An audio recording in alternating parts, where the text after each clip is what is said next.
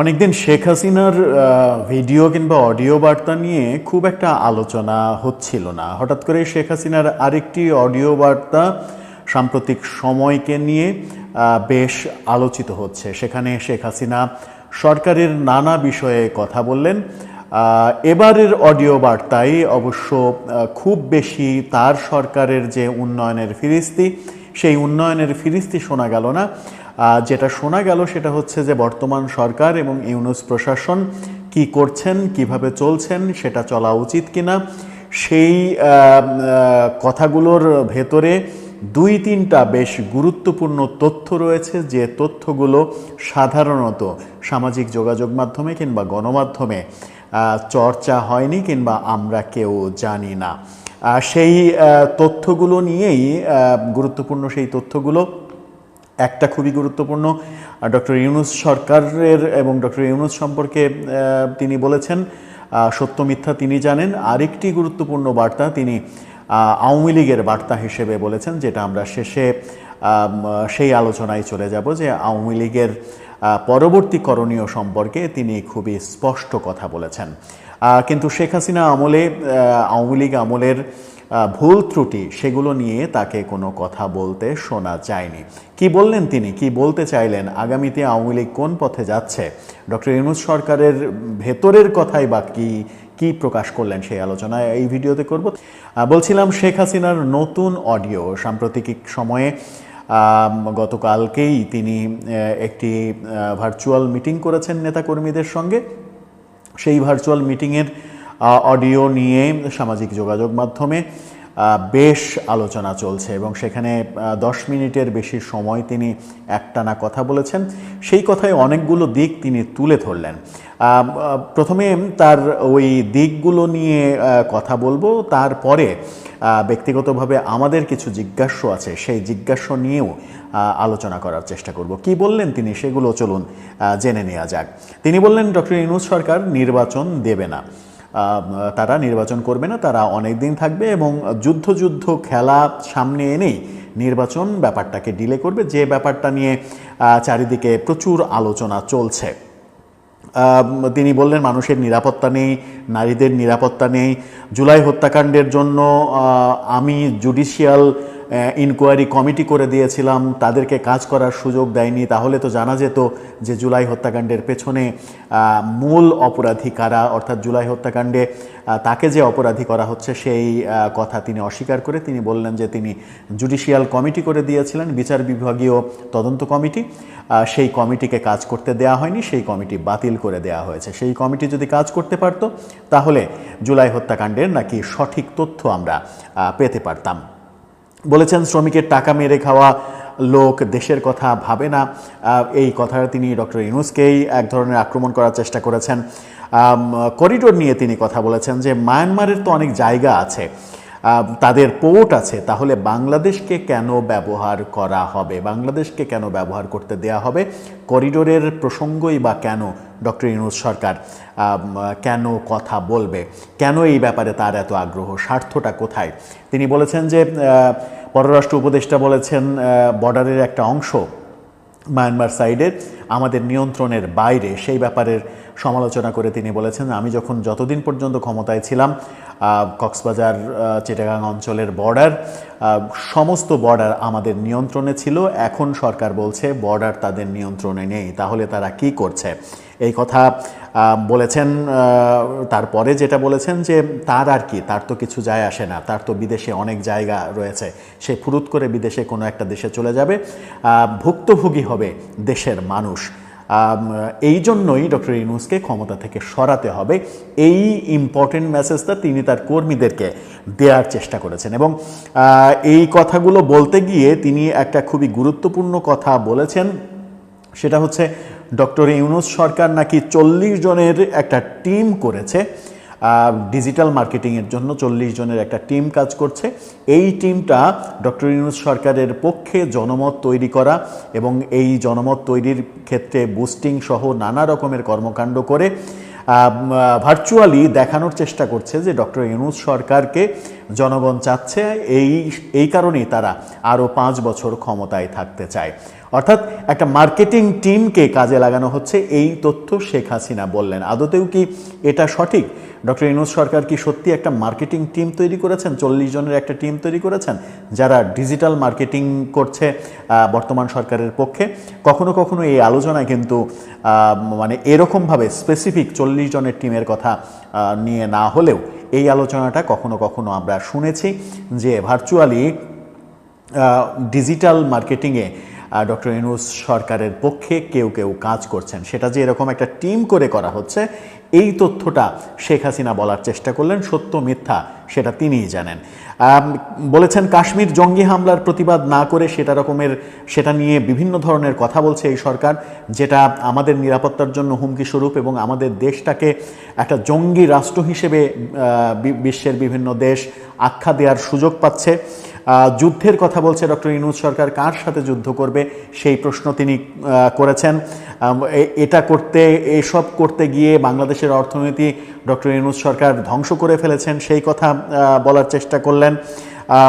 বলেছেন কথায় কথায় লাশ পড়ছে, আমাদের নেতাকর্মীদের মারা হচ্ছে, নারীদের হেনস্থা করা হচ্ছে, নারীদের নিরাপত্তা নেই, মুক্তিযোদ্ধাদের মারা হচ্ছে এবং আমাদের নেতাকর্মীদের ধরে ধরে পাইকারি হারে জেলে ভরা হচ্ছে, কারো কোনো জীবনের নিরাপত্তা নেই। এই কথার ফাঁকে তিনি ডক্টর ইউনূসকেই খুনি, জঙ্গি এরকম উপাধি দেওয়ার চেষ্টা করলেন। তিনি বলছেন যে সরকারের দায়িত্ব নিয়ে ডক্টর ইউনূস নিজেই ট্যাক্স ফাঁকি দিচ্ছেন, সমস্ত ধরনের ব্যবসা নিজের নামে করে নিচ্ছেন, বহু ব্যবসার লাইসেন্স তিনি নিজের নামে করে নিচ্ছেন, যেন সরকারে না থাকলেও এগুলো আজীবন কাজে দেয় তার জন্য।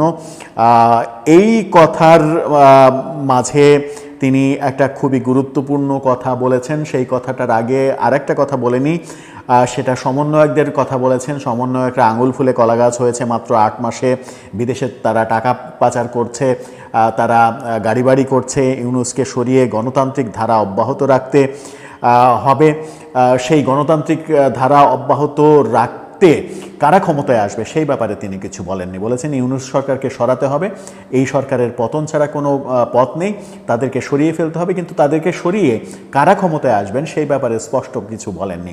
তাদেরকে সরিয়ে কি শেখ হাসিনা নিজেই আবার দায়িত্বে আসতে চান, নাকি নির্বাচনের মাধ্যমে তাদের যারা ক্ষমতায় আসবে তাদেরকেই তিনি ওয়েলকাম করবেন, সেই ব্যাপারে তিনি কিছু বলেননি। তিনি গুরুত্বপূর্ণ যে মেসেজটা নেতাকর্মীদের উদ্দেশ্যে বলার চেষ্টা করেছেন সেটা হচ্ছে যে আওয়ামী লীগ নেতাকর্মী এবং মুক্তিযোদ্ধাদের যারা মারছে, নির্যাতন করছে, তাদের তালিকা তৈরি করো, তাদের উপরে ডকুমেন্টারি তৈরি করো, বিভিন্ন জায়গায় তোমরা থোক হয়ে তাদের বিষয়ে আলোচনা করো, সেই আলোচনাগুলো রেকর্ড করে সেই ডকুমেন্টসগুলো তোমরা সামাজিক যোগাযোগ মাধ্যমে দাও এবং আন্তর্জাতিক মিডিয়াতে সেগুলো সরবরাহ প্রয়োজনে আমি নিজেই করব। অর্থাৎ নেতাকর্মীদের তিনি নির্যাতন ভিত্তিক ডকুমেন্টারি তৈরি করার কথা বললেন এবং সেই ডকুমেন্টারি তৈরি করে আন্তর্জাতিক মিডিয়াতে তিনি সেগুলোকে কাজে লাগাবেন। শেখ হাসিনা এরকম অনেক কথা বললেন। এই কথাটা খুবই গুরুত্বপূর্ণ মেসেজ যে তাদের কর্মীদের তিনি কি করতে বললেন। কিন্তু একটা কথা তিনি বললেন না, একটা কথা মানে যে বেশ কয়েকটা কথা তিনি বললেন না, সেটা হচ্ছে যে 15 বছরে কি তিনি কোনো ভুল করেননি? তার কথাই যদি আমি সত্য ধরে নিই, তার কথাই যদি আমি বাইবেল ধরে নিই, তাহলে এই প্রশ্নটা বিনয়ের সঙ্গে করতেই চাই যে 15 বছরে কি একটি ভুলও করেননি? সেই একটি ভুলও তো উল্লেখ করে জনগণের আস্থা অর্জনের জন্য আপনি বলতে পারেন যে হ্যাঁ, এই বিষয়গুলো আমাদের করা ঠিক হয়নি, এগুলো আমাদের ভুল ছিল। যেমন এখন সবথেকে বেশি আপনি নারীদের নিরাপত্তার কথা বলছেন, কিন্তু বর্তমান সময়ে যে নারী নীতি নিয়ে যে যাচ্ছে তাই কাণ্ড হয়েছে, গতকালকে আমরা টিএসসিতে যে নারীর প্রতি জুতা দিয়ে মারার যে ঘটনাটা দেখেছি, যে ভিডিও ভাইরাল হয়েছে, নারীদের স্বাধীনতা খর্ব করার যে কথা চলছে, হেফাজত ইসলাম মহাসমাবেশ করে মতিঝিলে, যেখানে 2013 সালের 5 মে তারা সমাবেশ করেছিল, সেই মতিঝিলে আপনার ফাঁসি চাইছে, যে শেখ হাসিনার ফাঁসি মতিঝিলে হবে। সেই হেফাজতের কথা কি আপনার খুব বেশি মনে পড়ে না? যে তাদেরকে আপনি বিভিন্ন ধরনের রাষ্ট্রীয় সুযোগ সুবিধা দিয়ে, আপনার নামে সমালোচনা রয়েছে যে আপনি রেলের অনেক জমি তাদের নামে দিয়েছিলেন, বহু সুযোগ সুবিধা দিয়েছিলেন, এই কওমি শিক্ষাকে মাস্টার্স সমমান দিয়েছিলেন। তাদেরকে এক ধরনের রাজনৈতিকভাবে কাজে লাগানো বাড়ানোর জন্য কাজগুলো করেছিলেন এবং বিনিময়ে আপনি কৌমি জননী উপাধি, অনেকে বলেন যে এটা কিনেছিলেন আপনি। কৌমি জননী উপাধি পেয়ে নিজেকে খুব গর্বিত ভাবতেন, কিন্তু সেটাই আপনার জন্য কাল হয়েছে কি না সেই উপলব্ধি কি আপনার হয়েছে? একবারও তো সেই বিষয়টা আপনি বলতে পারেন যে এই ব্যাপারটা অন্তত আমার ভুল ছিল, এই সিদ্ধান্তটা আমার ভুল ছিল, কিংবা আরও অনেক কিছু থাকতে পারে। তাহলে হয় কি, কর্মীরাও উৎসাহিত হয়, সাধারণ জনগণ যারা আপনাকে এখন ভালোবাসা থেকে দূরে সরে গেছে, আমি খুবই নম্র ভাষাতেই বললাম যে ভালোবাসা থেকে একটু দূরে সরে আছে, আপনাকে হয়তো আর ভালোবাসে না, আগে ভালোবাসতো, অনেকেই তো আছে আগে ভালোবাসতো আপনাকে, এখন আপনাকে ভালোবাসে না।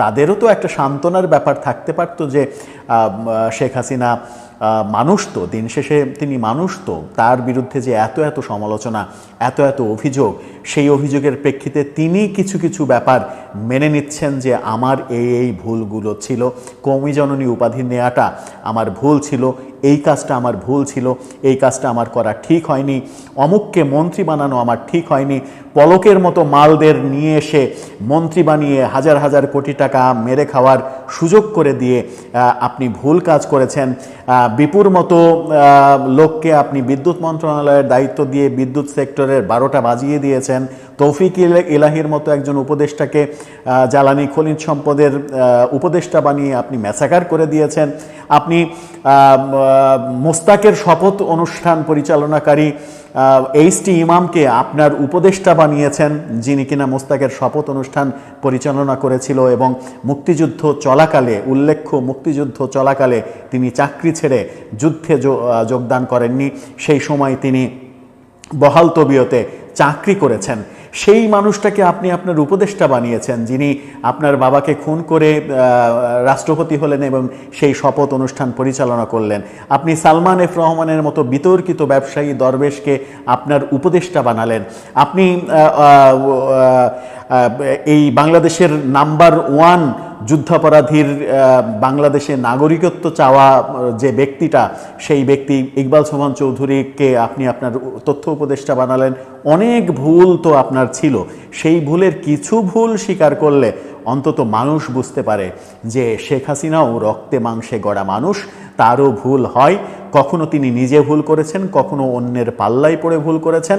যদি আপনার ভুলের পরিমাণ কম হয়, আপনার সঠিক কর্মের পরিমাণ যদি বেশি হয়, তাহলে মানুষ আবারও আপনাকে সাদরে গ্রহণ করবে। আর যদি আপনি বলতেই থাকেন আপনি যা কিছু করেছেন সব কিছু ঠিক, আপনার কোনো ভুল নেই, আপনি ফেরেশতার মতো যা করেছেন সব ঠিক কাজ করেছেন, তাহলে হবে কি, বিতর্ক আরও উস্কে যাবে। যারা একচেটিয়াভাবে আপনাকে ফ্যাসিস্ট, আপনাকে দুর্নীতিবাজ, খুনি হিসেবে অভিহিত করে আপনার ফাঁসি চাইছে এবং আপনার প্রিয় হেফাজত ইসলাম আপনার মতিঝিলে ফাঁসি চাইছে, ফাঁসির মঞ্চে ফাঁসি চাইছে না, মতিঝিলে ওপেন মঞ্চে আপনার ফাঁসি চাইছে, সেগুলোকে যদি আপনি অন্তত ভুল হিসেবে স্বীকার করে নিতেন, তাহলে তারা সান্ত্বনা পেত যে তিনিও ভুল করেন এবং ভুল করে যে মানুষ বলেন যে আমি ভুল করেছি, তিনিই প্রকৃত মানুষ। দর্শক, আপনার উপলব্ধিগুলো হয়তো মিশ্র হবে, হয়তো কিছু মানুষের কথাগুলো ভালো লাগবে, কিছু অংশ ভাববেন যে কথাগুলো এত তিতা কথা কেন বললেন, এত তিতা কথা ভালো লাগে না। ভালো মন্দ মিলিয়েই তো মানুষ। তবে আমার ব্যক্তিগত উপলব্ধি যে ভালো মন্দ মিলিয়েই যখন মানুষ, তখন আমি যখন আমার মন্দটা বুঝতে পেরে একেবারে দ্বিধাহীন দ্ব্যর্থহীন কণ্ঠে বলবো যে এটা আমার মন্দ দিক, তখন মানুষ সাদরে গ্রহণ করবে যে এই লোকটা অন্তত মন্দকে চিনতে পেরেছে এবং বুঝতে পেরেছে, এই জন্যে সেই লোকটা ক্ষমা চেয়েছে। দর্শক, আপনার মতামত জানিয়ে লিখতে পারেন আমাদের কমেন্ট বক্সে।